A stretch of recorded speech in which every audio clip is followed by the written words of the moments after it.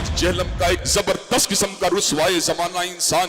اور مرزا علی الجہلمی کئی سوال ایسے ہیں جن کا جواب باقی ہے. تو ابن تیمیہ کی کیا بات کرتا ہے, کہاں پہ راجہ بھوج, کہاں پہ گنگو تیلی. حضرات گرامی کا تیری اوقات کیا ہے, تیری حیثیت کیا ہے, تیرا مقام اور منصب, تیرا مرتبہ کیا ہے. ہر ابن تیمیہ سے محبت کرنے والا تیرے وجود کے پر تھوکے گا, تیرے کردار پہ تھوکے گا, تیری سیرت پہ تھوکے گا, تیرے نسب العین پہ تھوکے گا, تیرے نظریے پہ تھوکے گا. حضرات گرامی کا تیرے جھوٹا ہے یا کذاب ہے یا مکار ہے یا دجال ہے, لوگوں کو اپنے دام تصویر میں پھنسانا چاہتا ہے, لوگوں کو سیدنا امیر معاویہ کی ذات اقدس سے برگشتہ کرنا چاہتا ہے. حضرات گرامی کا دیکھ لیجئے, میں آپ کو لا وجہ البصیرت یہ بات کہتا ہوں, مرزا کل بھی ذلیل تھا, مرزا آج بھی ذلیل ہے, اور انشاءاللہ مرتے دم تک یہ ذلیل و رسوا ہی رہے گا. اور کوئی جیلمی ہو یا کوئی فیصل آبادی ہو یا کوئی جھالوی ہو, اللہ کے فضل و کرم سے ان کو للکارتے رہیں گے, ان کی آنکھوں میں آنکھیں ڈالتے رہیں گے مرتے دم تک. عظمت رسول اللہ کے اوپر اور عظمت صحابہ کے اوپر ان کو مباہلے کا چیلنج دینے کے لیے تیار ہیں. جب چاہو ہمارے مرکز میں آؤ, جب چاہو ہمیں جیلم میں بلا لو. تعالوا ندعو ابنانا وابناکم ونسانا ونساکم وانفسنا وانفسکم ثم نبتہل فلنجعل لعنت اللہ الکاذبین. ہمیں ہم تمہیں زندگی کے آخری سانس تک مباہلے کا چیلنج دیتے ہیں. تو وہ اہل سنت میں سے لوگوں کو خریدتے ہیں جنہوں نے لبادہ اہل سنت کا پہنا ہوا ہوتا ہے, اور حقیقت میں وہ رافضیت کے گندے نطفے ہوتے ہیں, جس کی بہت ساری مثالیں ہمارے سامنے موجود ہیں. اسحاق جھال والا مردود اسی قسم کے انسانوں میں سے تھا, انجینئر مرزا مردود اسی قسم کے انسانوں میں سے ہے. رافضیت کے پیسوں پہ پلنے والا, ایران کے ٹکڑوں پہ پلنے والا یہ جانور صحابہ کے بارے میں اپنی زبان گندی دراز کرتا ہے, اور حقیقت میں اس کا من پلیت ہے, اس کے ماننے والے اس سے بڑے پلیت ہیں. خود اہل حدیث علماء جو ہے نا, سنجیدہ علماء, وہ بھی پریشان ہیں کہ ہماری عوام جا کدھر رہی ہے. اب وہ جو انجینئر کا فتنہ آیا ہے نا, اہل حدیث ہم سے زیادہ اس سے پریشان ہیں. اہل حدیث علماء, ہم لوگ اتنے پریشان نہیں ہیں اس سے, وہ علماء ہم سے بھی زیادہ کیا ہیں کہ یار یہ کیا ہو رہا ہے. آج ہر بدبخت الو اٹھ کے جو ہے نا صحابہ کے خلاف بھونکنا شروع کر دیتا ہے, اور یہ زہر کا پیالہ پی لے گا. بتا دوں, حضرت معاویہ کے مسئلے میں بھی سامنے بیٹھنے کے لیے تیار نہیں ہے. یہ پی لے گا زہر کا پیالہ, یہ نہیں بیٹھے گا سامنے. یہ صرف بند کمرے میں بیٹھ کر لمبی لمبی پھینکنے والے لوگ ہیں یہ. اس کے بعد بھی کم وقت اگر تو یہ کہتا ہے نا کہ مناظر جھگڑا ہوتا ہے, اس کا مطلب تو لوگوں کو الو بنا رہا ہے بیٹھ کے. تو علمی کتابی نہیں ہے, تو دنیا کا سب سے بڑا فسادی ہے, جس کا کام, جس کو وقت کو بٹھایا گیا ہے صحابہ کے خلاف بھونکنے کے لیے. تیرا کام یہی ہے. اور ایک روایت یہ کہ حضرت علی خود نبی کی کفالت میں تھے, مسکین تھے, غریب تھے, کچھ بھی نہیں تھا, تو بیٹی دے دی تو کچھ بھی نہیں ہے ان کے پاس, تو تھوڑا سا تعاون کر دیا. تو آپ کا داماد اگر اتنا غریب ہے, کم بخت ڈبل بیڈ بھی نہیں خرید سکتا, منوس معذرت کے ساتھ, اور ڈنر سیٹ بھی نہیں خرید سکتا, واشنگ مشین بھی نہیں خرید سکتا, تو ایسے منوس کو بیٹی نہ دو پہلے تو. بولے اب تیرے پاس دہلا نہیں ہے تو پھر تو غریب لڑکی سے کر جس کے پاس یہ بھی نہ ہو.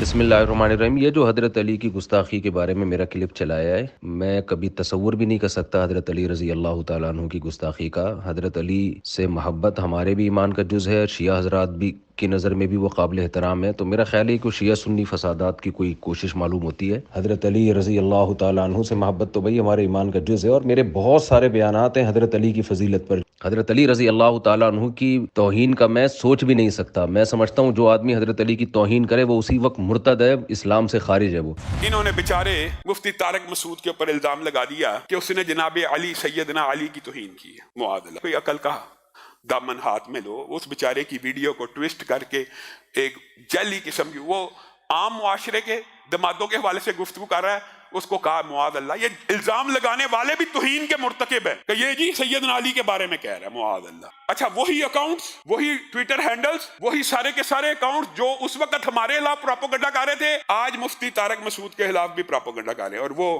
مرزا مفرور بیگ, مرزا جیلمی, مرزا ثانی, وہ اپنی وہ جو سبکی اور ہزیمت جو جہلم میں طارق مسعود صاحب نے اس کے ساتھ کیا تھا, اس حفگی اور شرمندگی کو بٹانے کے لیے اس کے سارے شاگرد بھی, اس کے سارے جانشین بھی مفتی طارق مسعود کے خلاف کمپین کریں. اس کمپین کو روکنا چاہیے, اس طرح کے جھوٹے الزامات کو روکنا چاہیے.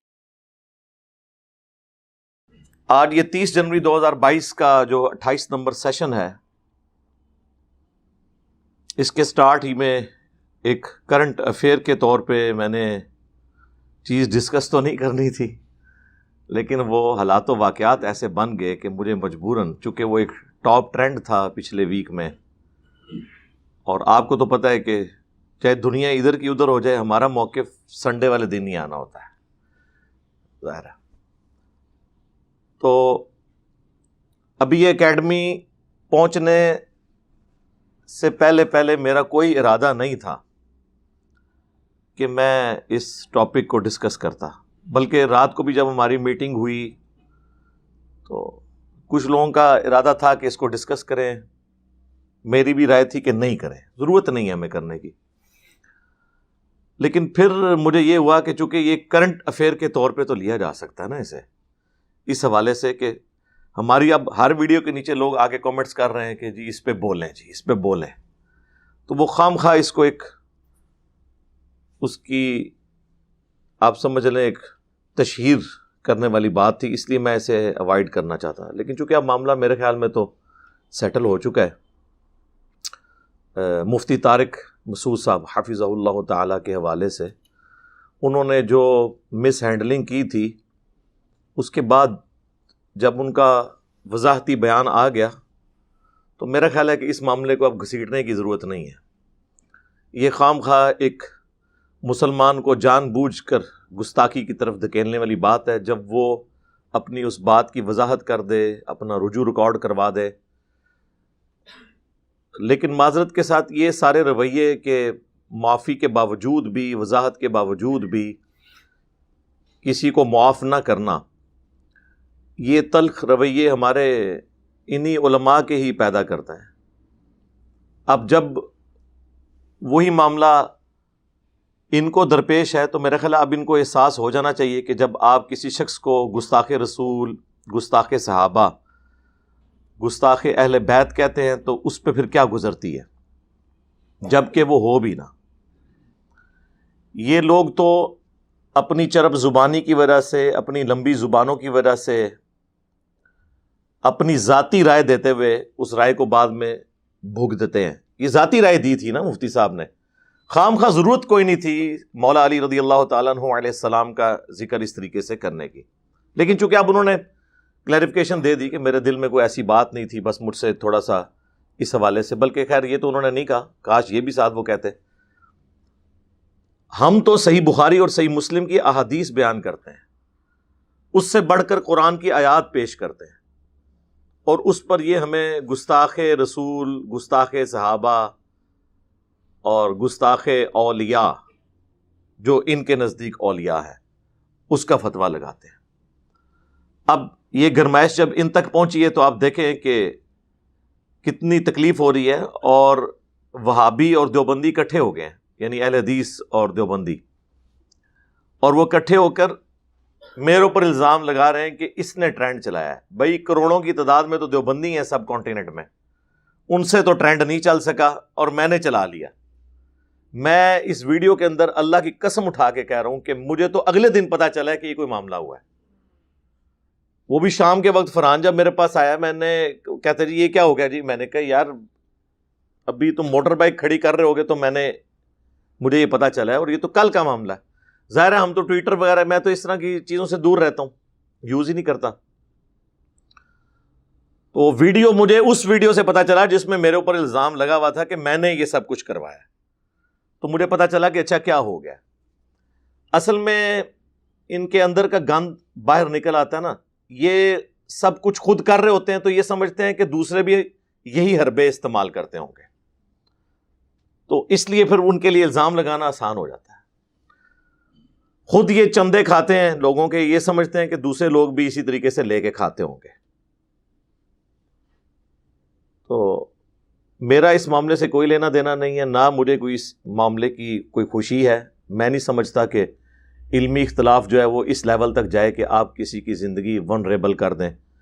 ظاہر ہے جب آپ گستاخی کا فتویٰ لگا دیں، کسی کے اوپر قادیانیت کا فتویٰ لگا دیں، تو انڈیا، پاکستان، بنگلہ دیش میں تو آپ نے اس کی زندگی سٹیک پہ لگا دی، سیدھی سی بات ہے، کیونکہ یہاں پر ان پڑھ لوگوں کی اکثریت ہے، تو وہ تو کسی کی توبہ قبول ہی نہیں کرتے، وہ تو اپنا فیصلہ خود سناتے ہیں، اپنی عدالت خود قائم کرتے ہیں۔ لاکھ کوئی جسٹیفیکیشن دیتا رہے وہ قبول نہیں کرتے. بہرحال چونکہ ہمارا پلیٹ فارم اس وقت الحمدللہ یعنی اسلام ایز اے ریلیجن اس اعتبار سے سب سے بڑا پلیٹ فارم ہے، ہم اس پلیٹ فارم سے ریکویسٹ کریں گے سارے فرقوں کے مسلمانوں کو، بریلوی، دیوبندی، اہل حدیث، شیعہ، کہ مفتی صاحب کی وضاحت کے بعد اب کوئی ضرورت باقی نہیں رہتی ہے کہ اس معاملے کو اس طریقے سے اچھالا جائے یا ان کی زندگی میں مشکل کریٹ کی جائے. باقی یہ بات ضرور ہے، یہ مکافات عمل کا قانون ہے کہ جو گڑھا آپ کسی اور کے لیے کھود رہے ہوتے ہیں آپ کو یہ پتہ نہیں ہوتا کہ کبھی آپ بھی اس میں آ کے گڑیں گے. یہ سارے وہابی علماء یعنی دیوبندی اور اہل حدیث اور اس میں بریلوی بھی شامل ہیں، انہوں نے مل کے کتنے سال تک میرے اوپر کمپین چلائی بخاری اور مسلم کی احادیث بیان کرنے کے اوپر کہ یہ گستاخ صحابہ ہے. اور کتنا ظلم ہے، گستاخ صحابہ کہتے ہیں. بھئی صحابہ تو 1 لاکھ سے زیادہ ہیں، آپ خود ہمیں بتاتے ہیں.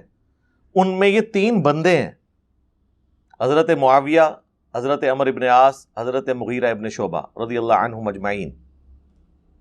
3 بندوں کو آپ نے صحابہ کہہ دیا. یہ تو اسی طریقے سے ہے کہ پاکستان میں اگر 3 بندے کوئی جرم کریں تو پوری پاکستانی قوم کو کہہ دیا جائے. ہاں جو کام اکثریت قوم کر رہی ہو وہ تو آپ کہہ سکتے ہیں. اکثریت تو خلفائے راشدین کے ساتھ تھی اس زمانے میں بھی، آج بھی.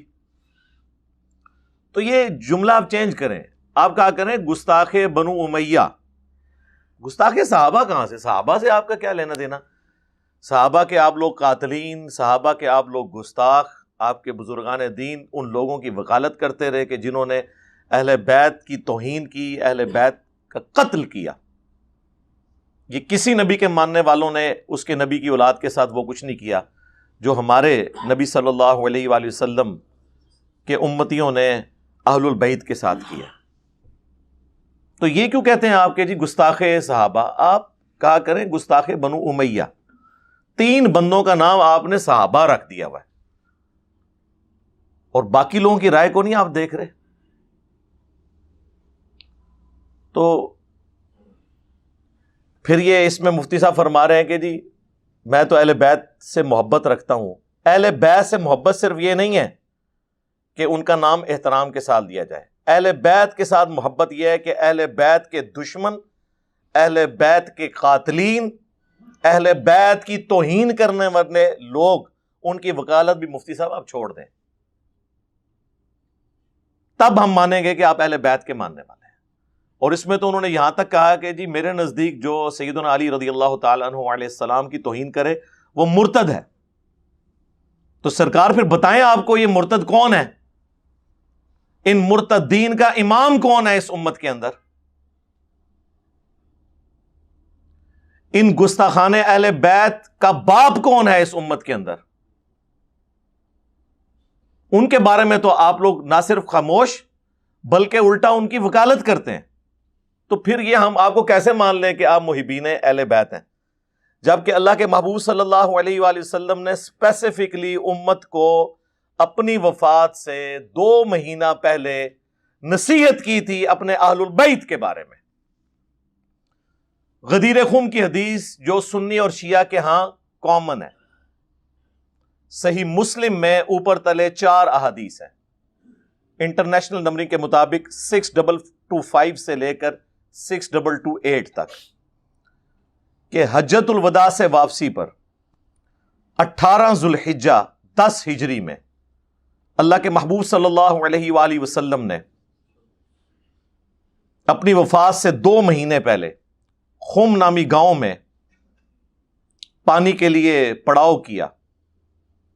اونٹ کے پالان کا منبر رکھا گیا. آپ صلی اللہ علیہ وآلہ وسلم نے مدینہ شریف واپس پہنچنے کا بھی انتظار نہیں کیا اور راستے میں وہ خطبہ دیا. اور آپ کے الفاظ ہی کنکلوڈنگ ہے، اے لوگو آگاہ ہو جاؤ، میں بھی ایک انسان ہوں، قریب ہے کہ اللہ کا قاصد یعنی موت کا فرشتہ میرے پاس آئے اور میں اس کی دعوت قبول کر لوں. میں اپنے بعد تم میں 2 بھاری چیزیں چھوڑ کر جا رہا ہوں. ان میں سے پہلی چیز اللہ کی کتاب ہے، اس میں ہدایت ہے، اس میں نور ہے. یہ اللہ کی رسی ہے، جو اسے پکڑے گا ہدایت پر ہوگا، جو چھوڑ دے گا گمراہ ہو جائے گا. اور زید ابن ارقم کہتے ہیں کہ اللہ کے محبوب صلی اللہ علیہ وآلہ وسلم ہمیں ترغیب دلاتے رہے، اللہ کی کتاب، اللہ کی کتاب، اللہ کی کتاب.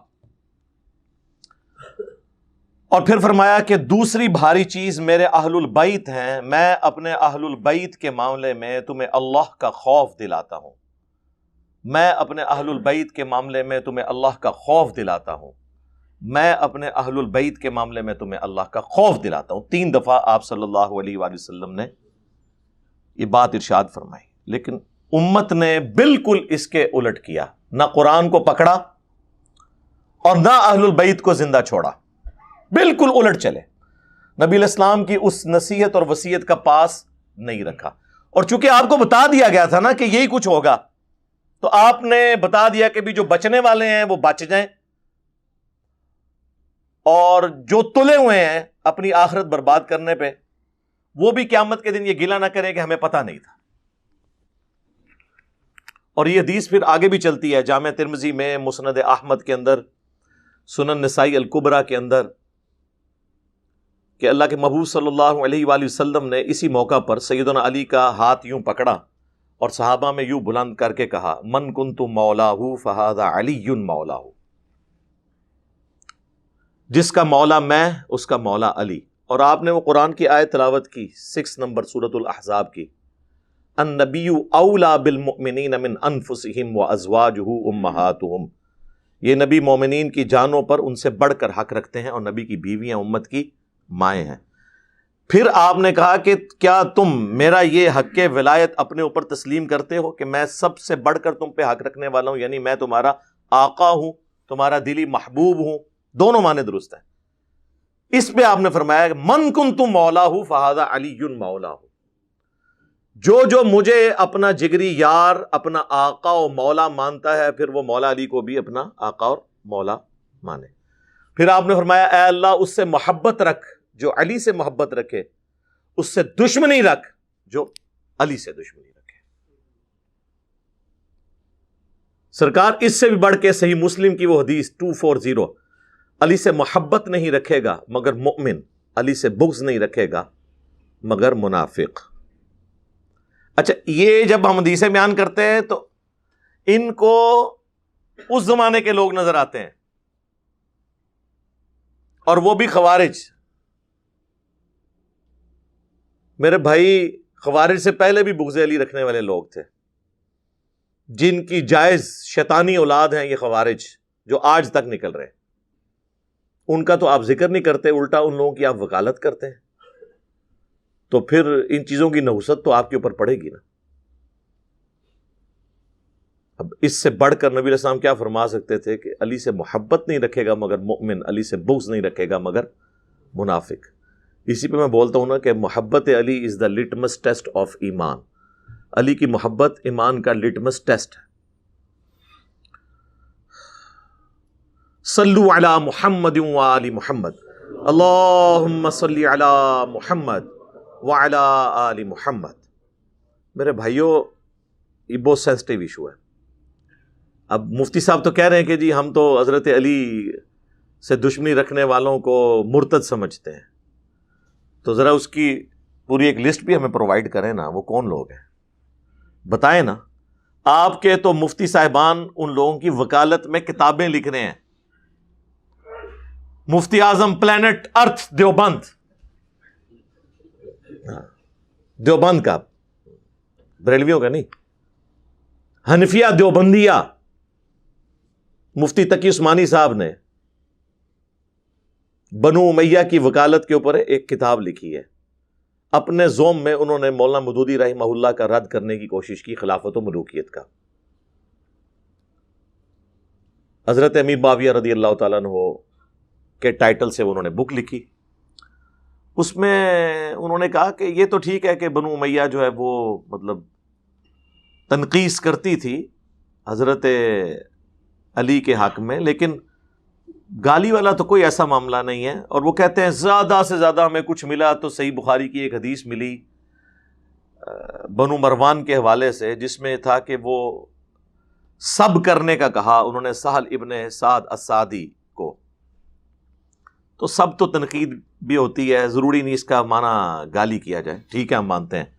تو سرکار جب آپ اپنے ممبروں پر سب کا ترجمہ گالی کر رہے ہوتے ہیں، وہ بھی آدھی حدیث بیان کر کے بخاری اور مسلم کی، میرے صحابہ کو گالی مت دو، وہاں بھی کہا کرو نا تنقید نہ کرو، وہاں تو گالی ترجمہ کرتے ہو سب کا، اور وہ بھی آدھی حدیث، پوری حدیث تو آپ کے گاٹے فٹ ہو جائے گی، پوری حدیث تو صحیح مسلم میں ہے وہ، کہ عبد الرحمن بن عوف رضی اللہ تعالیٰ عنہ کو حضرت خالد ابن ولید نے گالی دے دی غصے میں آ کے۔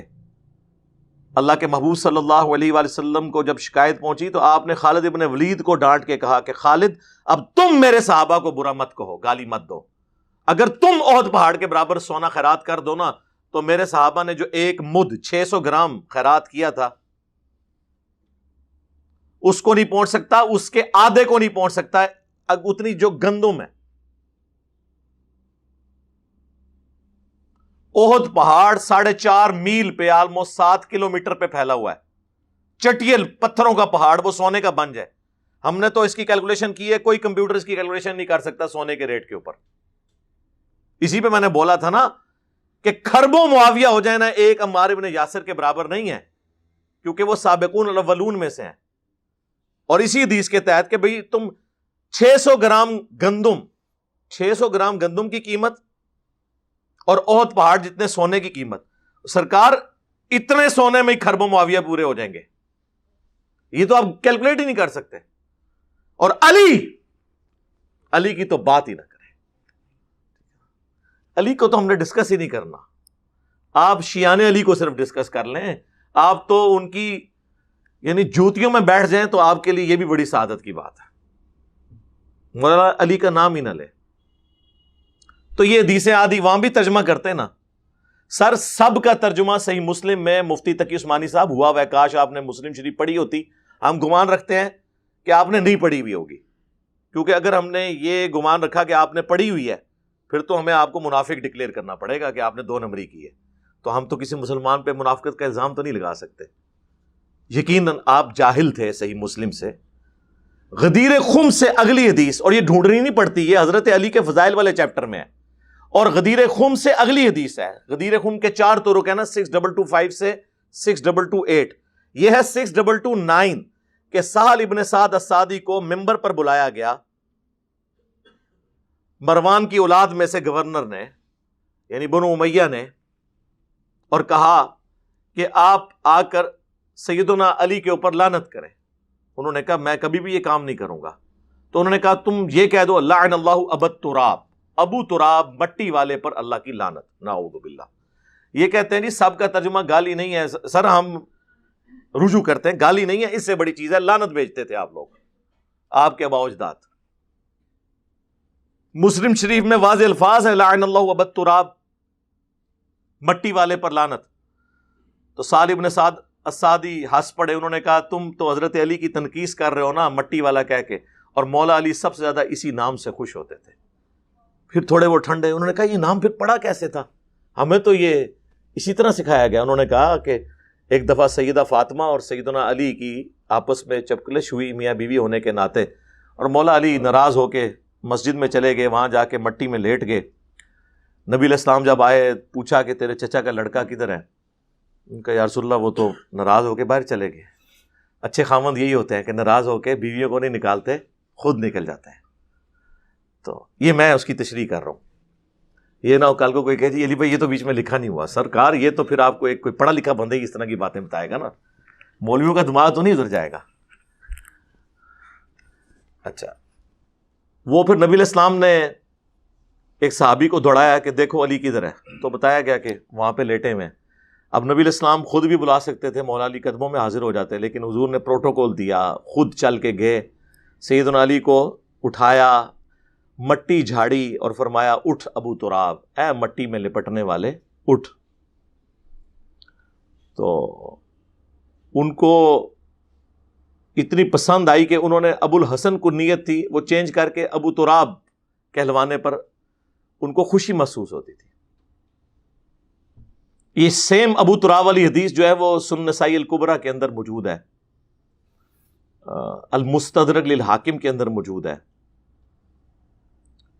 کہ سیدنا علی اور عمار ابن یاسر زمین پہ لیٹے ہوئے تھے، تو کسی سفر کے دوران نبی علیہ السلام تشریف لائے، آپ نے پھر دونوں کو اٹھایا، جسموں سے مٹی جھاڑی اور کہا ابو تراب اٹھ، اور پھر کہا میں تم دونوں کو انسانی ہسٹری کے دو بڑے بدبخت نہ بتا دوں. ایک وہ جو قوم سمود میں وہ شخص تھا جس نے صالح علیہ السلام کی اونٹنی کو قتل کیا تھا. اگلی امتوں میں وہ سب سے بڑا بدبخت تھا، اور میری امت میں سب سے بڑا بدبخت وہ ہوگا جو اے علی تیرے سر کے خون سے تیری داڑھی کو رنگ دے گا. یعنی قوم سمود پہ عذاب آیا اونٹنی قتل کرنے پر، اس امت پہ عذاب آیا کہ خلافت راشدہ چھین گئی کہ مولا علی کا ان لوگوں نے ساتھ نہیں دیا اور مولا علی کو شہید کیا گیا. یعنی نبی علیہ السلام نے کیا کمپیریزن کروایا، یہ اللہ کی اونٹنی، ہائے ہائے، یعنی اللہ کی طرف سے معجزانہ پرسنالٹی. تو یہ لوگ تو ان کی وکالت کر رہے ہوتے ہیں. ویسے انہوں نے مسجدوں میں ساروں نے لکھا ہوا ہے، دیوبند تو خیر بڑھ چڑھ کے کرتے ہیں خلافت راشدہ حق چار یار. تو یہ حق چار یار کے بعد جو پانچواں ہے اس کو پھر کیوں کہتے ہو سیاست معاویہ زندہ باد؟ یا خلافت راشدہ حق چار یار ہوگی اور حق چار یار میں کسی یار سے لڑنے والا وہ زندہ باد کیسے ہو گیا؟ کہتے نہیں وہ خلفائے راشدین کے بعد سیاست معاویہ زندہ باد ہے. اچھا ٹھیک ہے جی، مان لیا. بتائیں جب حضرت علی خلیفہ راشد تھے اس وقت سیاست معاویہ کیا تھی؟ پھر مرد آباد. ظاہر ہے ایک ٹکٹ میں دو مزے تو نہیں ہو سکتے، یا خلیفہ راشد کو بچائیں گے آپ یا اس کے خلاف کھڑے ہونے والے باغی کو بچائیں گے آپ. اور وہ باغی وہ جسے بخاری مسلم میں باغی کہا گیا، یہ کیسے ہو سکتا ہے کہ آپ دونوں کو بیک وقت لے کے چلیں؟ تو وہ حدیث لکھ کے لگائی ہوتی ہے جناب، علیکم بسنتی و سنت الخلفاء الراشدین المہدیین. تو حضرت عثمان کے خلاف جو لوگ کھڑے ہوئے وہ تو ہو گئے باغی آپ کے نزدیک. حضرت علی کی دفعہ آپ کو یہ حدیث ہی بھول جاتی ہے. یہ حدیث جامع ترمذی، ابو داؤد، ابن ماجہ میں ہے. میرے بعد تم بہت اختلاف دیکھو گے، دین میں نئی نئی بدعتوں سے بچنا. علیکم بسنتی و سنت الخلفاء الراشدین المہدیین، تم پر میری سنت اور میرے ہدایت یافتہ خلفاء کی سنت لازمی ہے. نبی علیہ السلام نے خلفاء راشدین کے خلاف بغاوت کرنے والوں کو اہل بدعت قرار دیا ہے، جو کوئی بھی ہو. ان کی آخرت کا فیصلہ نہیں کر رہے، دنیا میں ان کی ایکٹیویٹی بدعت تھی. پھر ابو داؤد میں، ترمذی میں حدیث ہے کہ میرے بعد خلافت علی منہاج النبوہ 30 سال تک رہے گی. حضرت سفینہ اپنے شاگرد کو کہتے ہیں بیٹا گن، ابو بکر کے 2 سال، عمر کے 10 سال، عثمان کے 12 سال اور علی کے 6 سال. اور علی کے 6 سال میں 5.5 سال مولا علی کے ہیں اور 6 مہینے جو ہیں وہ سیدنا حسن ابن علی کے ہیں. تو وہ شاگرد ان کا کہتا ہے کہ یہ بنو امیہ، بنو زرقا، نیلی آنکھوں والے تو کہتے ہیں کہ علی علیہ السلام خلیفہ ہی نہیں ہے. یہاں پہ امام ابو داؤد نے علی علیہ السلام لکھا ہے. جو مولویوں نے عربی میں لکھا رہنے دیا، اردو میں رضی اللہ عنہ کر دیا. اسلام 360 میں بھی آپ دیکھیں گے عربی میں علیہ السلام لکھا ہے، اردو میں رضی اللہ عنہ. یہ مولوی جب ترجمہ کر رہا تھا، بےایمان آدمی، اس کو شرم نہیں آئی اس وقت؟ اور صرف یہی نہیں، صحیح بخاری میں 3748 نمبر حدیث میں برأس الحسین علیہ السلام لکھا ہوا ہے. یعنی حسین علیہ السلام کا سر کاٹ کر ایک تشت میں عبید اللہ ابن زیاد گورنر یزید کے سامنے لا کر رکھا گیا. ان لوگوں پر اللہ کی لعنت، اللہ کے فرشتوں کی لعنت، تمام لعنت کرنے والوں کی لعنت جنہوں نے حسین ابن علی کے ساتھ یہ ظلم کیا. تو امام بخاری نے لکھا برأس الحسین علیہ السلام، حسین علیہ السلام کا سر. انہوں نے جناب sunna.com میں آپ جائیں، یہاں لکھا ہوا ہے حسین علیہ السلام، اردو میں لکھ دیا ہے حسین رضی اللہ عنہ. اور میرے پاس جب وہ زائد چیپا بھائی آئے، اپنی ان کی ایپ ان کو ہی نہیں پتا تھا، مجھے کہتے ہیں جی بھائی آپ جو باتیں کر رہے ہیں اس سے تو مجھے لگتا ہے مجھے شیعہ ہو جانا چاہیے. میں نے کہا میرے بھائی آپ نہ سنی ہو نہ شیعہ ہو، آپ مسلم ہو جاؤ، کھولو اپنی ایپ، یہ دیکھو لکھا ہوا ہے کہ نہیں. صحیح بخاری 6318 فاطمہ اور علی کے ساتھ لکھا ہے امام بخاری نے علیہ السلام، ان دونوں پر اللہ کی سلامتی ہو۔ خیر، یہ لوگ کہتے ہیں کہ علی علیہ السلام خلیفہ ہی نہیں ہے، تو حضرت سفینہ جو نبی علیہ السلام کے آزاد کردہ غلام تھے، انہیں اتنا غصہ آیا، انہوں نے کہا کہ یہ تو ان کی پیٹھ سے جھوٹ نکلا ہے، حق تو یہ ہے کہ ان کی جو حکومت ہے شریر ترین ملوکیت بادشاہت ہے اس دنیا میں۔ وہ کہتے ہیں نہیں، وہ اصل میں نا انہوں نے شریر ترین بادشاہ جو ہے نا وہ بعد کے لوگوں کو کہا ہے، کیونکہ حضرت سفینہ 74 ہجری میں فوت ہوئے ہیں، تو حضرت معاویہ تو 60 ہجری میں فوت ہو گئے تھے۔ سرکار ٹھہر جاؤ، صبر کرو، ہاں لا دینا انہوں بچ جڑے میمز بنا رہے ہوندے نے، صبر کرو، بتاتے ہیں تمہیں۔ تو میرے بھائی یہ حدیث ایک نہیں ہے، اسی کا ایک طریق جو ہے وہ مسند احمد میں ہے، مشکات میں بھی، کہ نبی علیہ السلام نے فرمایا کہ میرے بعد خلافت علی منہاج النبوہ ہوگی اور اس کے بعد کاٹ کھانے والی ملوکیت شروع ہو جائے گی، یعنی کنزیکٹو بات، کوئی گیپ نہیں ہے اس میں۔ اور خلافت راشدہ 30 سال تو ہمیں پتہ چل گیا۔ آگے چلیں، اسی حدیث کا ایک طریق مسند ابی داؤد 43 میں ہے، جب حضرت سفینہ کہتے ہیں نا 30 سال خلافت ہے، تو وہ ان کا شاگرد کہتا ہے کہ پھر حضرت معاویہ کیا ہوئے اگر خلافت ختم ہو گئی، یعنی ان کو بھی پتہ چل گیا کہ کام ختم ہو گیا۔ تو انہوں نے کہا وہ مسلمانوں کا پہلا بادشاہ ہے۔ ہاں حضرت معاویہ کو خلیفہ نہیں مانتے میرے بھائی، ہاں جی وہ بادشاہ ہیں۔ خلافت ایک ٹرم ہے جو اسپیسیفکلی خلفائے راشدین کے لیے یوز ہوگی۔ ویسے آپ نے اس کو اگر لغت کے معنوں میں لینا ہے تو بے شک آپ عمران خان کو بھی خلیفۃ المسلمین کہتے ہیں، لیکن جب آپ اصطلاحاً لفظ لیں گے نا اس میں وہ ملک ہیں، خلیفہ نہیں ہے۔ اچھا، مسند ابی داؤد 43 کے اندر تو یہ الفاظ ہیں کہ جی پہلا بادشاہ معاویہ ابن ابی سفیان ہے۔ یہ حدیث جب المصنف ابن ابی شیبہ میں آتی ہے تو اس میں تو مزید سخت الفاظ ہیں کہ یہ لوگ سخت گیر بادشاہ ہیں اور ان کا پہلا بادشاہ معاویہ ابن ابی سفیان ہے رضی اللہ تعالی عنہما۔ ہم تو ظاہر احترام سے ہی نام لیں گے۔ تو خلافت راشدہ یہ ہو گئی، خلافت راشدہ کے خلاف کھڑے ہونے والے لوگ، ان کی سیاست کیسے زندہ باد ہو سکتی ہے؟ مردہ باد نہیں کہہ سکتے، کم از کم زندہ باد تو کہنا چھوڑ دو یار، اتنا تو ضمیر اپنا مردہ نہ کر لو کہ اس لیول کے اوپر اتر آؤ۔ اب آ جائیں جی، وہ بعض لوگوں کو وہ باغی والی بات ہضم نہیں ہوئی ہوگی تو سن لیں جناب، صحیح بخاری اور صحیح مسلم دونوں میں یہ حدیث موجود ہے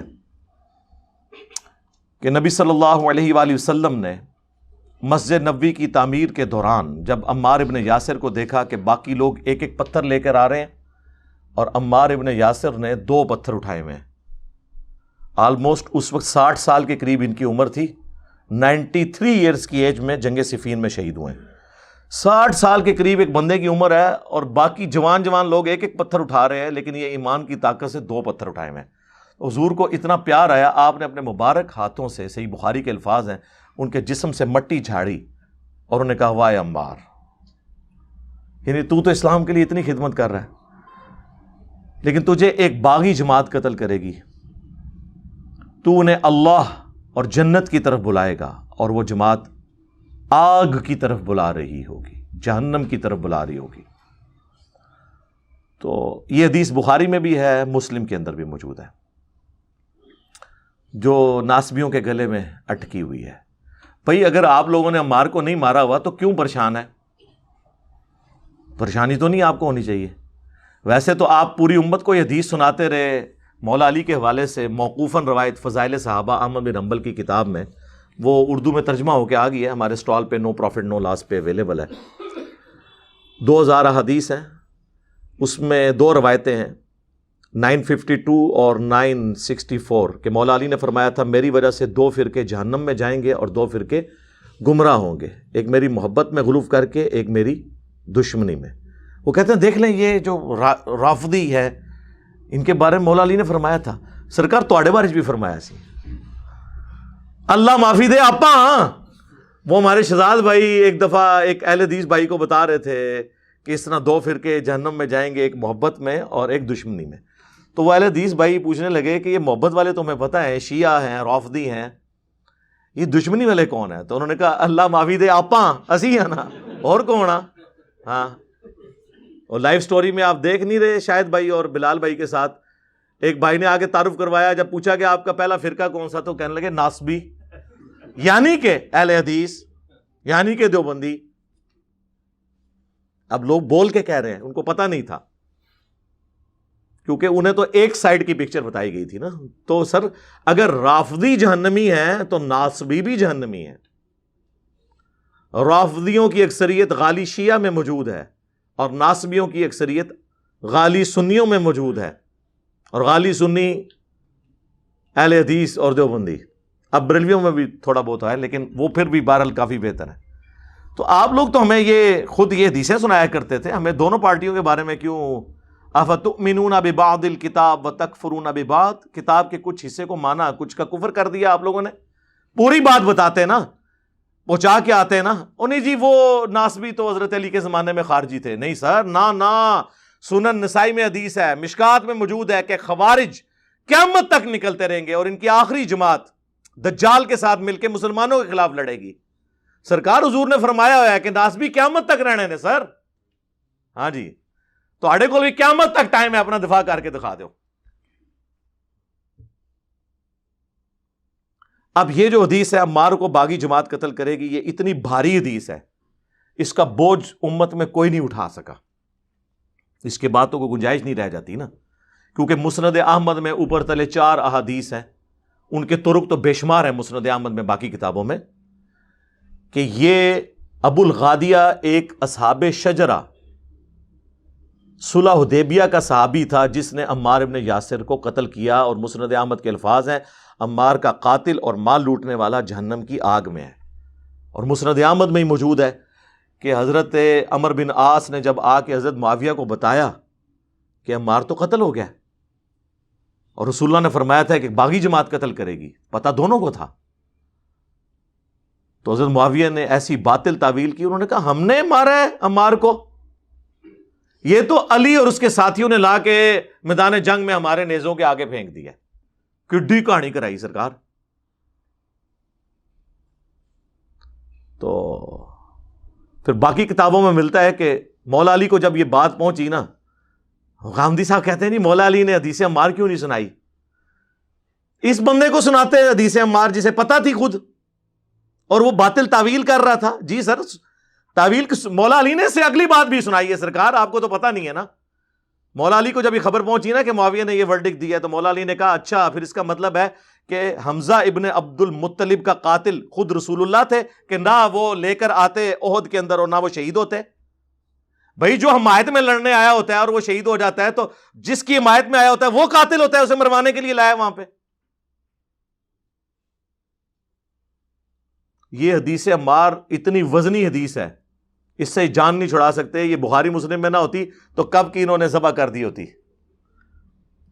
اب یہ ذبح بھی نہیں ہو سکتی. اور حدیث متواتر ہے، کئی اصحاب سے ہے یہ حدیث. خود حضرت معاویہ بھی راوی ہیں اس کے، عمر بن عاص بھی راوی ہیں، ام سلمہ بھی راوی ہیں، عمار بن یاسر بھی راوی ہیں، مولا علی بھی راوی ہیں، ابو سعید خدری بھی راوی ہیں. ابو سعید کے حوالے سے بخاری مسلم میں آیا. ابن حجر اسقلانی نے ابو الغادیہ کو بچانے کے لیے یہ کہہ دیا کہ اسے صلح حدیبیہ والی فضیلت کفایت کر جائے گی. تو محدث اعظم سعودیہ شیخ ناصر الدین البانی نے ان پہ گرفت کی سلسلہ احادیث صحیحہ کے اندر. انہوں نے کہا کہ نہ، یہ مشکل تعویل ہے. جب نبی الاسلام نے فرما دیا کہ عمار کا قاتل اور مال لوٹنے والا جہنم کی آگ میں ہے، تو اس سے صلح حدیبیہ والی فضیلت صحیح مسلم کی اٹھ گئی، کیونکہ اسپیسیفک حکم آ گیا. باقی ہم تو رضی اللہ عنہ ہی کہتے ہیں. ابو الغادیہ رضی اللہ تعالیٰ عنہ، ان کے نام کا ایک چیپٹر ہے مسند ابی الغادیہ مسند احمد کے اندر. میں اس پہ گھنٹوں بول سکتا ہوں. آپ کو پتہ ہے کہ میں نے تو الحمدللہ اہل بیت کا دفاع کیا ہے، کیونکہ ہم غدیر خم پہ کھڑے ہیں. قرآن کی توحید بھی چھپ چھپ کے بیان کی سو کالڈ موحدین نے. پرانے بابوں کو رحمت اللہ علیہ بھی کہتے رہے، جس کی وجہ سے کوئی چینج نہیں آئی. ہم نے بتایا کہ پرانوں نے کام ڈالا ہے. ہم سے پہلے کسی نے جرت نہیں کی تھی. توحید گج وج کے بیان ہوئی ہے نا قرآن کی, ایاک نعبد و ایاک نستعین, تو اس پلیٹ فارم سے, کیونکہ یہ غدیر خم پہ ہے پلیٹ فارم, اور اہل البیت کا دفاع بھی ادھر سے ہی ہوا ہے. یہ مسلم کی جو حدیثیں تھی 4, قرآن اور اہل بیت, یہ ان کو پہلے نہیں پتا تھا لکھی ہوئی ہیں. ان کو کیا پتا, انہوں نے تو تعریف کی ہے. اہل حدیث کی 3 کتابوں میں انہوں نے غدیر خم کی حدیث آدھی لکھی. قرآن کی فضیلت لکھ دی, شروع میں لکھا 2 چیزیں چھوڑ کے جا رہا ہوں, قرآن کی فضیلت لکھ دی, اگلا حصہ کاٹ دیا. جب ہم نے کہا کہ یہ کیوں حرکت کی ہے تم لوگوں نے, وہ کہنے لگے جی وہ ٹاپک جو ہے نا فضائل قرآن تھا, اس لیے ہم نے قرآن والا حصہ رہنے دیا. بھئی اوپر 2 لائنیں ایڈ کرنے سے کوئی فرق پڑ جانا تھا, تو وہ چھوڑ دیا. میں نے کہا نہ, بنو امیہ کی چالیں جہاں ختم ہوتی ہیں وہاں سے اللہ کے فضل سے ہماری عقل سٹارٹ ہوتی ہے. تم لوگوں نے اسی صفحے کے اوپر الموطا امام مالک کی, المستدرک الحاکم کی وہ حدیث کہ حجۃ الوداع پہ نبی علیہ السلام نے فرمایا تھا 2 چیزیں چھوڑ کے جا رہا ہوں, اللہ کی کتاب اور تمہارے نبی کی سنت, اسے مضبوطی سے پکڑ لینا, کبھی گمراہ نہیں ہوگے. وہ تو تم نے پوری لکھی ہوئی ہے. ادھر بھی تمہیں چاہیے تھا نا کہ 2 چیزیں چھوڑ کے جا رہا ہوں, اللہ کی کتاب اور دوسری چیز چھوڑ دیتے. وہ حدیث لکھی پوری اور یہ لکھی آدھی. اس کے پیچھے میں بتاتا ہوں ان کی چلاکی کیا تھی, تاکہ اگر کوئی یہ پڑھے نا تو وہ یہ سمجھے کہ دوسری چیز بھی وہی ہوگی جو اوپر لکھی ہوئی ہے. سمجھ آئیے آپ کو؟ جناب آپ کو پتہ نہیں ان کا کتنا شیطانی دماغ ہے, اور انہیں ہمارے رحمانی دماغ کا نہیں پتا. ہم نے تو پکڑ لیا, اور یہ بات پھر اس طرح صحیح ثابت ہوئی کہ وہ جو تیسری کتاب تھی نا, اس کتاب میں اس رائٹر نے اہل حدیث کے 2 چیزیں چھوڑ کر جا رہا ہوں, قرآن اور بریکٹ میں خود لکھ دیا سنت, اور اہل بیت والا پورشن کاٹ دیا, اہل بیت کی جگہ سنت لکھ دیا, اور نیچے تخریج کیا ہوئی ہے, صحیح مسلم چیپٹر فضائل صحابہ باب فضائل علی. واہ واہ, چیپٹر فضائل علی ہے اور اس حدیث میں علی کا ذکر ہی کوئی نہیں. قرآن اور سنت, وہ اس لیے چیپٹر ہے فضائل علی والا امام نووی نے باندھا کہ وہ قرآن اور اہل بیت ہے. تو اس کا مطلب ہے وہ ڈنڈی مارنے والے نے جو یہ ڈنڈی نہیں ڈنڈا مارا ہے, خود اپنے اوپر مارا ہے. جی ہمیں تو نہیں لگا, یہ تو خود اپنے اوپر ڈنڈا مارا ہے, اسے یہ پتا تھا جو بےایمانی کی ہے. اور یہ بیٹھ کے وہابی جو ہے نا وہ کہہ رہے ہیں کہ جی وہ یہ رافضی نواز یہ ٹرینڈ چلا رہا ہے, فلاں چل رہا ہے. اور تمہارے ابے تو قرآن و حدیث کی تعریف کرنے والے ہیں, جاؤ اپنے گھر کی خبر لو, آؤ رجوع کرو اس کے اوپر. جھوٹو لیبل اہل حدیث کا لگایا اور حدیثوں میں تعریف کی. تو ان لوگوں نے حدیثیں مار ہضم کرنی تھی. میں حوالے تو بے شمار دے سکتا ہوں, چونکہ حنفیوں کا ذکر ہوا ہے نا, حنفیوں کو ان کے گھر کی خبر دیتا ہوں.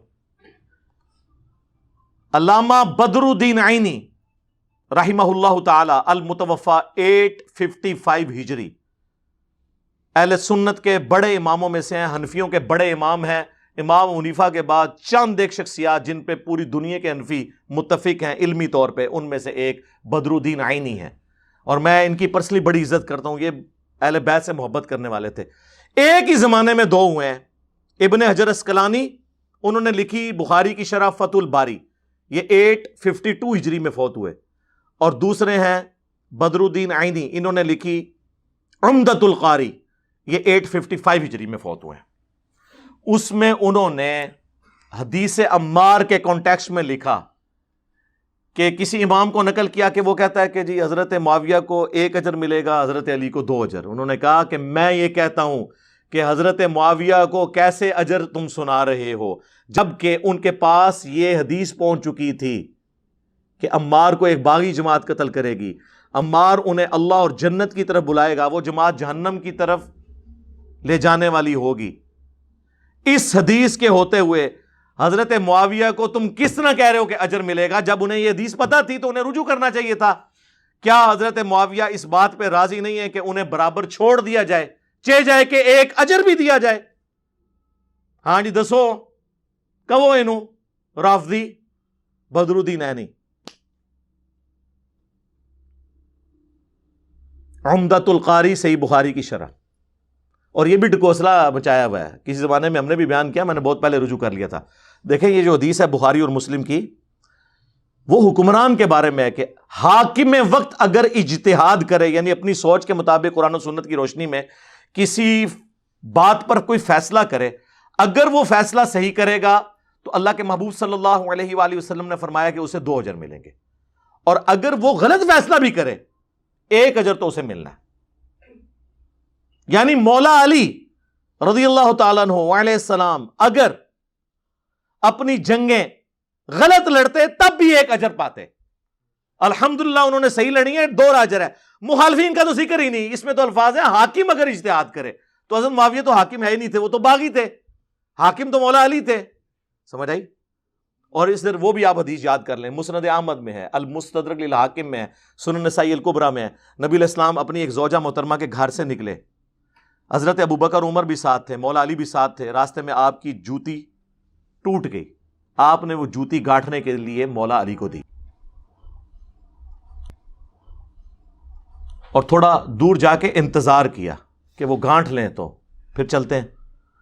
پھر نبی علیہ السلام نے صحابہ سے فرمایا کہ دیکھو اللہ نے مجھے قرآن دے کر مبعوث کیا، قرآن کی تنزیل کی خاطر مجھے کافروں کے خلاف تلوار اٹھانی پڑی۔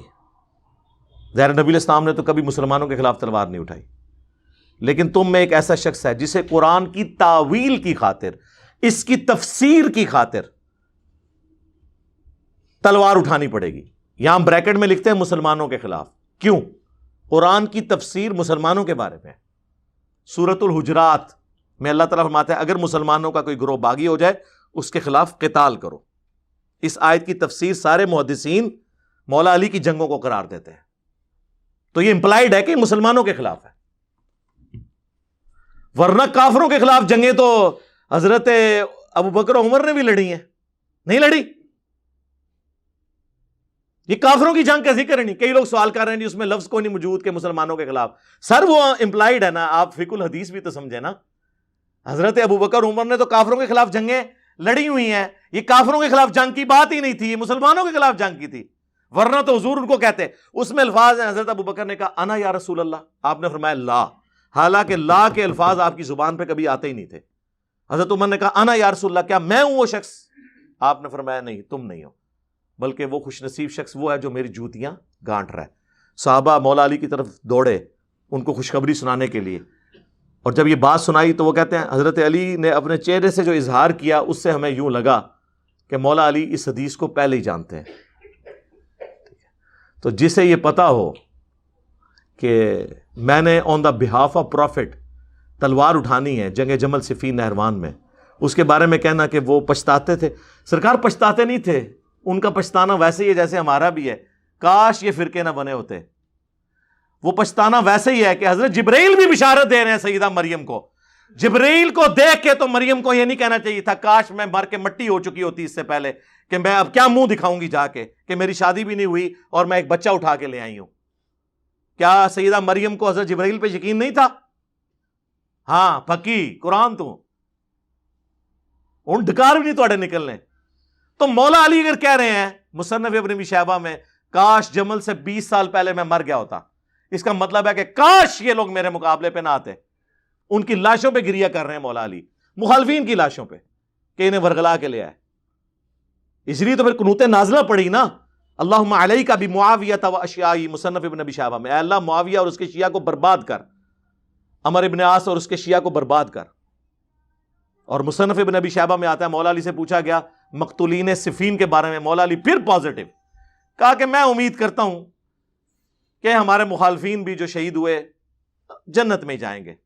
شہید کیا ہوئے؟ قتل ہوئے، اور میرے تو ظاہر ہے جائیں گے، اللہ کے نبی کھڑے ہیں مولا علی کے ساتھ۔ پھر قیامت کے دن مقدمہ میرے اور معاویہ کے درمیان اللہ کی بارگاہ میں طے پائے گا۔ ان کو معاف نہیں کیا مولا علی نے۔ وہ ڈاکٹر سراج صاحب ہمارے استاد بھی بھول پان میں کہتے تھے سورۃ الحجر کی جو آیت ہے کہ وہ آمنے سامنے بیٹھے ہوں گے تختوں پر، تکیے پر ٹیک لگائے ہوئے مومنین، اللہ تعالیٰ ان کے دلوں سے غل نکال دے گا. وہ کہتے ہیں، مولا علی کہتے تھے یہ میرے اور معاویہ کے بارے میں. وَنَزَعْنَا مَا فِي صُدُورِهِم مِّن غِلٍّ، بلکہ ان آیات پر حضرت علی کا یہ قول بھی ہے رضی اللہ تعالیٰ عنہ کہ سورہ ہجر کی آیت کے ضمن میں خاص طور پر آتا ہے شان نزول میں. تو انہوں نے فرمایا کہ یہ میرے اور معاویہ کے کا ذکر ہے جو یہاں ہو رہا ہے. ظاہر بات ہے جنگیں ہوئی ہیں حضرت علی رضی اللہ عنہ اور حضرت معاویہ رضی اللہ عنہ، تو کتنی کچھ ہو گئی ہوگی شکایت ایک دوسرے سے. تو یہ آیتیں ہمارے لیے ہیں کہ اللہ تعالیٰ ہمیں دونوں کو جنت میں داخل کرے گا تو ہمارے دلوں سے یہ کدورتیں جو ہے وہ نکال دے گا. نہ سرکار وہ مولا علی نے جو فرمایا تھا وہ فرمایا تھا یہ میرے، طلحہ، زبیر اور عثمان بن عفان کے بارے میں رضی اللہ عنہم اجمعین. معاویہ کو تو معاف نہیں کیا. وہ المستدل الحاکم میں اور مصنف ابن ابی شیبہ میں وہ روایتیں بھی موجود ہیں، ہم نے اپنے ریسرچ پیپر کربلا والے میں ڈالی ہوئی ہیں. تو میرے بھائی یہ معاملہ اتنا سادہ نہیں ہے. دوسرا حوالہ بدر الدین عینی کا تو دیا. ملا علی قاری المتوفا 1014 ہجری، مشکات کی شرح لکھی مرقاہ، پوری دنیا کے اندر ایک اتھینٹک شرح مانی جاتی ہے مشکات المصابی کی. انہوں نے بھی حدیث عمار کے اوپر ڈسکشن کی، اور انہوں نے تو جو سخت الفاظ استعمال کیے ہیں، یہ کیمرے کا لینز پھٹ جائے. اس کے بعد تو وہ رافضی بھی نہیں، غالی رافضی ڈکلیئر ہو جائیں. ایک ہوتا ہے غالی شیعہ، ایک ہوتا ہے غالی رافضی. لیکن ان کو پتہ نہیں ہے ملا علی قاری پہ پوری حنفیت کھڑی ہوئی ہے. دیوبند بریلوی دونوں مانتے ہیں، ان کے پاس کوئی اس پائے کا بندہ ہی نہیں ہے جس کو وہ پیش کر سکے. تو ملا علی قاری حدیث عمار کے کانٹیکسٹ میں لکھتے ہیں کہ حدیث عمار کے بعد تو حضرت معاویہ رضی اللہ تعالیٰ عنہ کو چاہیے تھا اپنی بغاوت سے رجوع کر لیتے. نمبر 1. نمبر 2، خلافت منفیہ کی طلب ترک کر دیتے، یعنی جو دل میں تھی خلافت کی طلب. یہ کہتے ہیں جی وہ خلیفہ مانتے تھے. ملا علی قاری نے دسایا کہ وہ آپ خلیفہ بننا چاہتے سن. تیسرا انہوں نے کہا کہ بظاہر انہوں نے خون عثمان کو ڈھال بنایا ہوا تھا، لیکن باطن کے اندر بغاوت تھی خلافت حاصل کرنے کی. کتنے سخت الفاظ ہیں. چوتھی بات تو اس سے بھی تگڑی ہے. انہوں نے کہا افسوس حضرت معاویہ کے اس عمل نے قرآن اور سنت دونوں کو پیٹھ کے پیچھے ڈال دیا. مہجورہ کے لفظ استعمال کیے ہیں، مہجور کر دیا. یہ کون لکھ رہا ہے؟ ملا علی قاری رحمہ اللہ. اہل حدیث بھی کہتے ہیں رحمہ اللہ، کیونکہ انفیوں کے خلاف کافی باتیں ان سے بھی وہ لے آتے ہیں نا. اور سامو نا اپنے رحمہ اللہ نو تو آڈے سارے مدہ ذلہ دامت برکاتم عالیہ، آیت اللہ، حافظہ اللہ، رحمہ اللہ اور چاندک رضی اللہ بھی. جی ہاں جب ہم یہ کہتے ہیں کہ جب لوگ پوچھیں گے، کیا پوچھیں گے کہ کس رضی اللہ عنہ نے کس رضی اللہ عنہ کے کہنے پر عمار رضی اللہ عنہ کو شہید کیا. تو یہ اہل بیت کے دشمنوں کا دفاع کرنا، یہ پھر اہل بیت کی محبت کا سرٹیفکیٹ آپ کو نہیں ملے گا. کیونکہ اسلام 2 چیزوں کی بات کرتا ہے، امر بالمعروف و نہی عن المنکر. اسی طریقے سے صرف اہل بیت سے محبت نہیں، اہل بیت کے دشمنوں کو کنڈیم کرنا اور ان کا جھوٹا دفاع چھوڑنا بھی ضروری ہے. ورنہ ہم آپ کی اہل البیت سے محبت نہیں مانیں گے. یہ آندہ بھی آپ کی زبانیں اسی طریقے سے لڑکھڑاتی رہیں گی اہل البیت کے معاملے میں. یہ گستاخیاں آپ کرتے رہیں گے. انہی وہابیوں کے مولویوں نے کہہ دیا تھا نا شیعہ پہ غصہ نکالتے ہوئے کہ تو کہتا ہے کہ علی نہ خدا ہے نہ خدا سے جدا ہے، تو 10 پھر علی کیڑی بلا ہے. جی آپ نے سنا نہیں ذاکروں کی مجلس کو؟ توبہ توبہ توبہ، علی نو خدا اکھنے ہاں، نہ خدا تو جدا اکھنے ہاں. نہ علی خدا ہے نہ خدا سے جدا ہے، پھر کیا بلا ہے؟ نہ علی خدا ہے نہ خدا سے جدا ہے، پھر کیا بلا ہے؟ نہ علی خدا ہے نہ خدا سے جدا ہے، پھر کیا بلا ہے؟ او سوئے رومال والے نے جنہوں ایسا دفن کیتا ہے کہ دوبارہ زندہ ہی نہیں ہویا زندہ کئی سالہ تو میرے خلاف کہتا ہے کہ جی یہ جناب ایران کے ٹکڑوں پہ پلنے والا جانور. ٹھیک ہے نا جی. اور کیسی کیسی گندی باتیں وہ وہ لینگویج یوز بھی نہیں میں کر سکتا.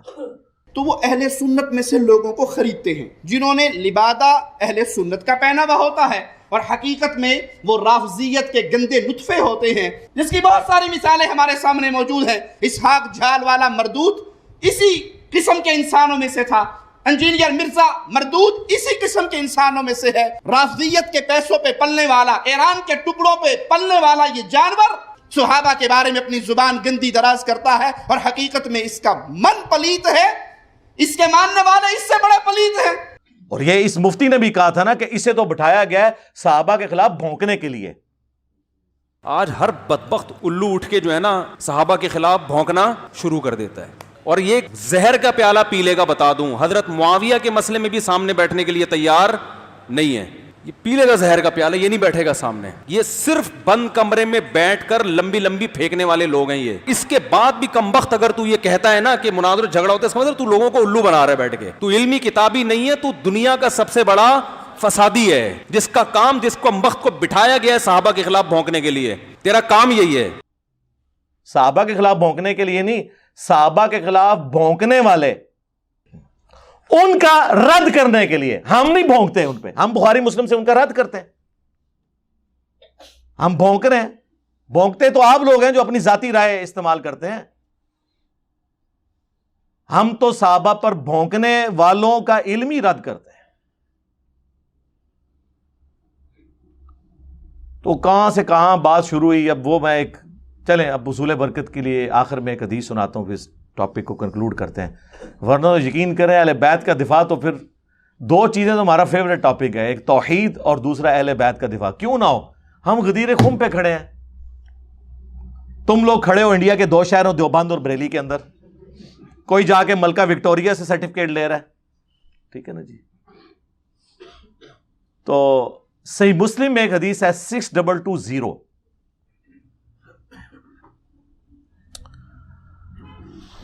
وہ حدیث وہ جو ایک گلے پھاڑنے والے مولوی نے کہا تھا نا لاہور کے وابی نے، اس نے کہا تھا کہ مجھ سے مباہلہ کر لو۔ اور کوئی جیلمی ہو یا کوئی فیصل آبادی ہو یا کوئی جھالوی ہو، اللہ کے فضل و کرم سے ان کو للکارتے رہیں گے، ان کی آنکھوں میں آنکھیں ڈالتے رہیں گے، مرتے دم تک عظمت رسول اللہ کے اوپر اور عظمت صحابہ کے اوپر ان کو مباہلے کا چیلنج دینے کے لیے تیار ہیں۔ جب چاہو ہمارے مرکز میں آؤ، جب چاہو ہمیں جیلم میں بلا لو، تعالوا ندعو ابنانا وابناکم ونسانا ونساکم وانفسنا وانفسکم ثم نبتہل فلنجعل لعنت اللہ الکاذبین۔ ہمیں ہم تمہیں زندگی کے آخری سانس تک مباہلے کا چیلنج دیتے ہیں۔ تو میں نے اسے چیلنج کیا تھا کہ مباہلے والی حدیث صحیح مسلم کی تو قیامت تک اپنے ممبر سے بیان ہی نہیں کر سکتا، تو مجھے موبائل لے کے چیلنج کرتا ہے نا، حدیث ممبر پہ سنا دے ساری حدیث، آج تک نہیں سنا سکا، چلو اس کے بعد سنا لے، پوری حدیث سنانی ہے۔ ہاں صحیح مسلم 6220، حضرت معاویہ رضی اللہ تعالیٰ عنہ نے سعد ابن ابی وقاص کو حکم دیا، امر معاویہ، اس میں الفاظ ہیں حکم دیا، تو حضرت سعد ابن ابی وقاص نے انکار کیا اور انہوں نے کہا میں ہرگز علی پر کبھی سب نہیں کروں گا۔ وہ کہتے ہیں جی دیکھیں اس میں الفاظ ہیں حکم دیا، اور پھر پوچھا اس لیے کہ انکار کیا تھا نا کہ تمہیں کون سی چیز مانے ہے کہ تم ابو تراب پر سب نہیں کرتے، یعنی لعنت، کیونکہ صحیح مسلم 6229 میں موجود ہے لعن اللہ ابا تراب۔ اور دوسرا جب بنو امیہ ابو تراب کہے نا تو سمجھ لیں یہ تنقیص کے لیے کہہ رہے ہیں، یہ لوگ علی ابن ابی طالب بھی نہیں کہتے تھے، کیونکہ علی کا مطلب ہے اونچی شان والا، وَهُوَ الْعَلِيُّ الْعَظِيمُ، اللہ کا نام بھی ہے لیکن اللہ کا نام ہے العلی، مولا علی کا نام علی ہے، یہ مخلوق ہے وہ خالق ہے۔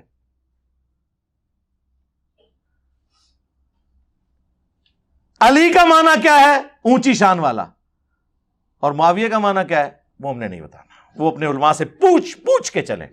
ہاں تو تمہیں کون سی چیز مانے ہے کہ تم علی پر سب نہیں کرتے؟ انہوں نے کہا معاویہ میں نے 3 باتیں ایسی سنی ہیں مولا علی کے بارے میں کہ مجھے ایک بھی مل جاتی نا تو سرخ اونٹوں سے، یعنی آج کی V8 سے بھی بہتر تھی۔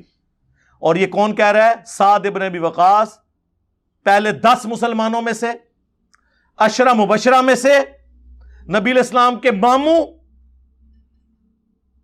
اور بخاری مسلم کے الفاظ، مولا علی کہتے ہیں میں نے کسی شخص کے لیے نہیں حضور سے سنا سوائے سعد ابن ابی وقاص کے کہ میرے ماں باپ تجھ پہ قربان، 7 تیر چلا کافروں کے اوپر. یہ وہ سعد ابن ابی وقاص ہے. اور وہ کہہ رہے ہیں میں تو شاہی کوئی نہیں علی دے مقابلے علی والی تو ایک فضیلت.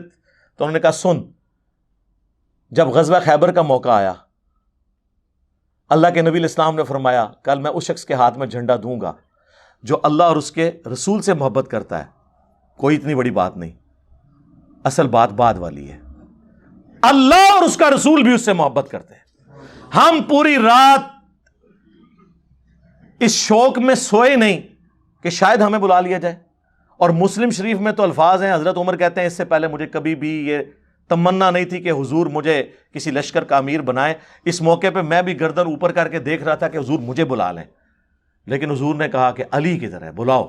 آشوب چشم تھا، لگایا لعاب مبارک، شفا ہوئی اور پھر اللہ نے فتح دی.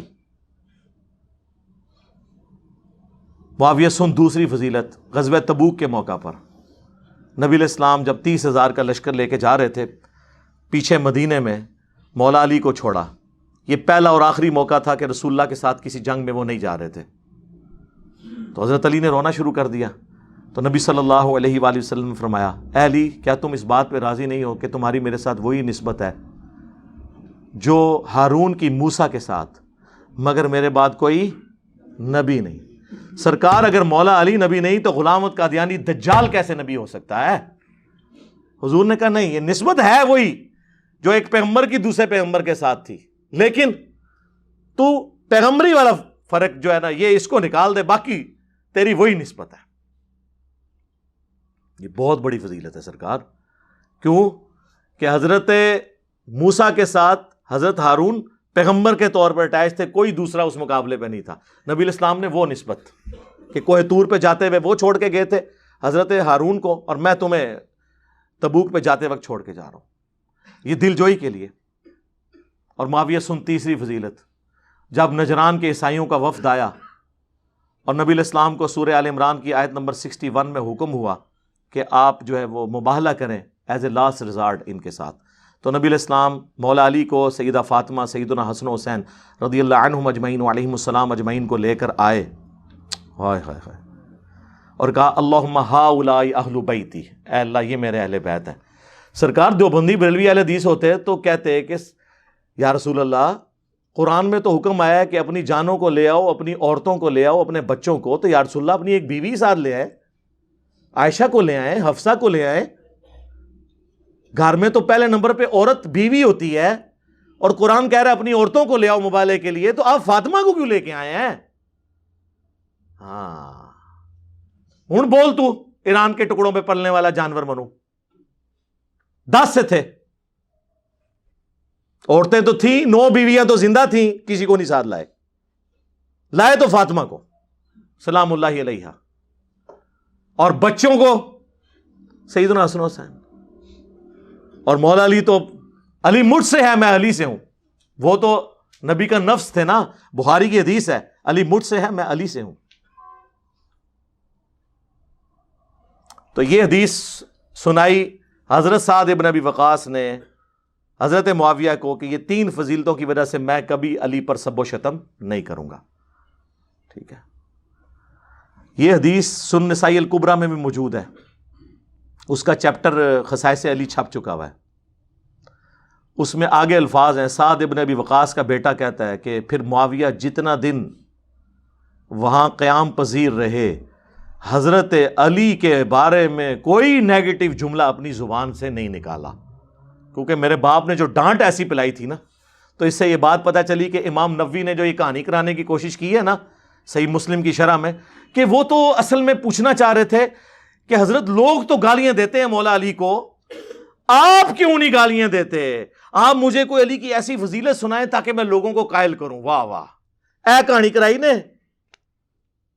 لیکن وہ دوسری حدیث نے اس کی حفاظت کر دی، اور اس کا کچھ حصہ سنن ابن ماجہ میں بھی موجود ہے، جس میں الفاظ ہیں سعد ابن ابی وقاص غضبناک ہو کر بولے کہ تو اس شخص کے بارے میں نیگیٹو بات کر رہا ہے مجھ سے جس کے بارے میں یہ 3 باتیں ہیں، اور ان میں تو چوتھی بات بھی انہوں نے ذکر کی، من کنت مولاہ فہذا علی مولاہ، رسول اللہ تو یہ بھی فرمایا تھا جس کا مولا میں اس کا مولا علی. یہ جو صحیح مسلم کی حدیث ہے نا 6220، اس میں جن لوگوں نے یہ حرکت کی نا، جیسا میں نے بتایا امام نووی نے اور یہ وہ وہابیوں کے جو امام ہے نا جی ابن تیمیہ المتوفا 728 ہجری، انہوں نے شیعہ کے خلاف ایک کتاب لکھی ہے منہاج السنہ. اس میں انہوں نے یہ حدیث نقل کر کے فلنگ دی بلینکس خود کر دیا. ہمارا معاویہ بالسب ساتھ لکھ دیا کہ معاویہ نے سب کرنے کو کہا، حالانکہ مسلم شریف میں الفاظ نہیں تھے لیکن قرائن سے ہی مطلب تھا. تو ابن تیمیہ رحمہ اللہ نے ہمارا مسئلہ حل کر دیا. منہاج السنہ میں کتاب شیعہ کے خلاف ہے لیکن اس بات کو انہیں ماننا پڑا کہ یہ کام ہوتا تھا. اور اس سے بھی بڑھ کر سیرت الرسول کتاب یہ کل تک مفت بانٹتے تھے محمد بن عبد الوہاب صاحب کے بیٹے عبداللہ کی. انہوں نے حضرت علی والے چیپٹر میں کہتا ہوں چھوڑے کچھ نہیں ان کا، انہوں نے لکھا کہ حضرت معاویہ نے نہ صرف حضرت علی کے خلاف بغاوت کی بلکہ شہادت عثمان کا الزام بھی ان پہ لگایا. اللہ نے حضرت علی کو بری کر دیا. پہلی بات. دوسری بات انہوں نے لکھی وہی والی مسند احمد کی حدیث، جب عمرو بن عاص نے آ کے کہا کہ معاویہ عمار قتل ہو گیا اور حضور نے تو یہ فرمایا تھا کہ اسے باغی جماعت قتل کرے گی، تو اس پہ حضرت معاویہ نے کہا تم بھی اونٹ کی طرح اپنے پیشاب میں پھسلتے ہو، یعنی اپنی خود کمزوری بتا رہے ہو، ہم نے اسے قتل کیا ہے، یہ تو علی اور اس کے ساتھیوں نے لا کے ہمارے نیزوں کے آگے پھینک دیا، نہ علی یہ کام کرتے نہ یہ شہید ہوتا. تو محمد بن وابسہ کے بیٹے نے ساتھ لکھا ہے کہ جب یہ خبر حضرت علی تک پہنچی تو انہوں نے کہا کہ اچھا پھر اس کا مطلب ہے کہ حمزہ ابن عبد المطلب کے قاتل رسول اللہ تھے کہ نہ لے کے جاتے عہد میں نہ شہید ہوتے. یہ پھکی دی مولا علی نے اور یہ پھکی انہوں نے نقل کی ہے. اور اینڈ پہ انہوں نے یہاں تک لکھا کہ بنو امیہ کے لوگ 60 سال تک ممبروں پر حضرت علی کی تنقیص اور گالم گلوچ کرتے رہے لیکن اللہ تعالیٰ نے حضرت علی کی شان کو بلندی کیا. یہ وہابیوں کا امام لکھ رہا ہے. اس لیے ہم نے یہ کتاب یہاں رکھی ہوئی ہے اور ہماری ویب سائٹ پہ اس کا PDF بھی رکھا ہوا ہے، آپ ڈاؤن لوڈ کر کے حضرت علی والا چیپٹر پڑھ سکتے ہیں. خیر یہ ٹاپک گھنٹوں بولا جا سکتا ہے، میں اس کو یہیں پہ کنکلوڈ کرتا ہوں، لیکن اینڈ پہ میں آپ کو اپنا ایک ریسرچ پیپر جو ہر وقت میرے ٹیبل پہ ہوتا ہے یہ والا، ہاں جی، جس نے ناسبیوں کی نیندیں حرام کی ہوئی ہیں اور رافضیوں کی نیندیں بھی، واقعہ کربلا کا حقیقی پس منظر 72 صحیح الاسناد احادیث کی روشنی میں. یہ عربی میں بھی ہے، اردو میں بھی ہے، ہندی میں بھی ہے، انگلش میں بھی ہے، بنگلہ زبان کے اندر بھی ہے. ہماری ویب سائٹ ahlsunnatpak.com سے ڈاؤن لوڈ کریں. 200 حدیثیں اس کے اندر. 72 کا ٹائٹل میں نے شہدائے کربلا کی نسبت سے لیا، ورنہ ایک ایک نمبر پہ مثلا 33 نمبر پہ غدیر خون کی حدیث ہے، اس میں نے 8 طرق لیے ہیں اس کے، اور اس میں نے 6 بڑے بڑے ٹاپک کور کیے ہیں. میں آپ کو مختصر صرف ان کا ٹائٹل بتا دیتا ہوں. پہلا ٹاپک ہے منہج نبوی صلی اللہ علیہ وآلہ وسلم پر قائم خلافت راشدہ کی صحیح مدت کتنی تھی اور خلافت کے اہل حقیقی خلفائے راشدین کون تھے؟ ابو بکر، عمر، عثمان، علی اور حسن ابن علی رضی اللہ عنہم اجمعین. دوسرا، خلیفہ راشد سے بغاوت بدعت ہے. جنگ جمل، صفین اور نہروان میں سیدنا علی کی حقانیت اور شہادت سیدنا عثمان کے اصلی اسباب، جعلی نہیں. بخاری مسلم میں جو بنو امیہ سبب بنی ہے حضرت عثمان کی شہادت کی. تیسرا، رسول اللہ صلی اللہ علیہ وآلہ وسلم نے اپنی وفات سے 1 مہینہ پہلے بعد میں ہونے والے حکومتی بگاڑ کا ذکر غیبی خبروں کی شکل میں کر دیا تھا. چوتھے خلیفہ راشد سیدنا علی کے فضائل اور ان پر ممبروں سے لعنت کرنے کی بدعت کب اور کس نے ایجاد کی. اور 5واں، حضرت معاویہ رضی اللہ تعالیٰ عنہ کو حکومت مل جانے کے بعد سے بتدریج امت پہ کیسی ملوکیت مسلط ہوئی جس کا بھیانک نتیجہ کیا نکلا. اور 6 نمبر پہ سیدنا حسین ابن علی کے فضائل اور یزید ابن معاویہ کی ملوکیت میں اس کے گورنر عبید اللہ ابن زیاد کے ہاتھوں سیدنا حسین کی شہادت. یہ 6 ٹاپک پہ 200 احادیث ہیں. آپ مفت ڈاؤن لوڈ کریں، مفت ڈاک میں بھی یہ بھی، اور اس کے ساتھ 12 کا پیکج ہے. 9 ریسرچ پیپرز ہیں انکلوڈنگ دس، اور 3 اذکار کارڈ ہیں. یہ 12 کا پیکج پورے پاکستان میں آپ فری منگوا سکتے ہیں. صرف ڈاک کا TCS کا 300 روپے خرچہ دیں گے آپ. صبح 9 بجے سے لے کر شام 5 بجے تک ہماری اکیڈمی کا نمبر کھلا ہوتا ہے 032159000162. اس پہ رابطہ کریں. انشاءاللہ تعالی یہ ڈاک آپ کے گھر آ جائے گی. انشاءاللہ آپ یہ پڑھیں، پروفیشنل پی ڈی ایف ہم نے رکھ دیا ہوا ہے اپنی ویب سائٹ پہ، کیونکہ انڈیا کے لوگ کہتے ہیں یہاں ڈاک نہیں آ سکتی، تو سرکار ہم نے پروفیشنل پی ڈی ایف رکھے ہوئے ہیں، آپ ڈاؤن لوڈ کر کے پرنٹ نکال لیں، ان کے اوریجنل پرنٹ آپ کے نکلیں گے انشاءاللہ تعالیٰ. اچھی کوالٹی میں ہم نے پی ڈی ایف ahlsunnatpak.com پہ رکھے ہوئے ہیں. تو یہ شکریہ مفتی طارق مسعود. ہاں وہ لائف سٹوری میں آ کے کتنے لوگ کہہ رہے ہیں کہ مفتی صاحب کی وجہ سے علی بھائی کا تعارف ہوا. تو یہ بھی مفتی صاحب اگر یہ کام نہ ڈالتے سیدنا علی کے بارے میں تو مجھے کیسے موقع ملتا. پھر یہ کہتے ہیں یار وہ خام خواہ ٹاپک ہر وقت یہی ڈسکس کرتا ہے. سرکار اب ہر وقت تو نہیں میں نے ڈسکس کیا، تسی کام پا رہے ہو تو میں ڈسکس کر رہا. ہاں میں نے اس کو موضوع نہیں بنایا، لیکن یہ نہیں ہوگا کہ آپ کام ڈالیں اور ہم آپ کو ویل لیفٹ کر دیں. فل ٹاس منو ملے اور میں باؤنڈری نہیں سرکار سٹیڈیم سے باہر نہ پھینکوں. ہاں یہ ہو نہیں سکتا. تے اے ہن سمجھ آ کے ہن بال گم گئی تہاڈی. ہاں جی گم گئی. صلو علی محمد و آل محمد. اللہم صلی علی محمد وعلی آل محمد واصحاب محمد اجمعین الی یوم الدین. آمین.